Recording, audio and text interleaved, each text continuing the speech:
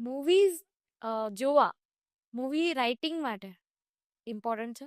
હા છે. જે લોકોએ ક્લાસિક્સ ફિલ્મ બનાવી છે એ તમારે જોવી જોઈએ, જેનાથી ખબર પડે કે સારી ફિલ્મો કઈ હોય, કેવી હોય, અને અત્યારે કેવી ફિલ્મો આવી રહી છે, દર્શકોને કેવી ફિલ્મો ગમી રહી છે.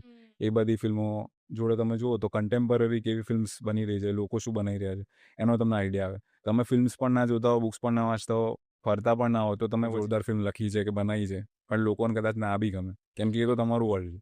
જ્યારે તમે વર્લ્ડ વ્યૂ તમારો મોટો કરો છો, બીજી ફિલ્મ્સ જુઓ છો, બુક્સ વાંચો છો, ફરવા જાઓ છો, તો એ તમને ફાયદાકારક રહે છે. અમે લોકોએ તો, હું અને મારા ફ્રેન્ડ ભાવિનભાઈ, અમે લોકો શરત લગાવીએ છીએ કે આ વર્ષે આટલી મૂવીઝ જોવાની, આટલી બુક્સ વાંચવાની. ઓકે. 2022માં મેં બુક અ વીક એટલે 52 બુક્સ વાંચી હતી, અને આ મૂવી અ ડે એટલે 365 મૂવીઝ જોઈ. પણ એ અચીવ કરી લીધું ને પછી 2023ની જાન્યુઆરીએ જે જુસ્સો હતો ને અંદર, કે હવે આવી જ જાઓ કોઈ બી સ્ટોરી લઈને, બધી પતાવી દઈએ. એ જે જુસ્સો હતો ને એ એકચ્યુઅલી ચેલેન્જ પૂરી કરવાના લીધે આવ્યો હતો. એટલે મને એવું લાગે કે જીવન જીવવા માટે દરેક વર્ષે થોડી ચેલેન્જીસ તમે પોતાની જાતને આપવી જોઈએ, અને એને પૂરી કરવા માટે જી જાન લગાવી દેવાનું.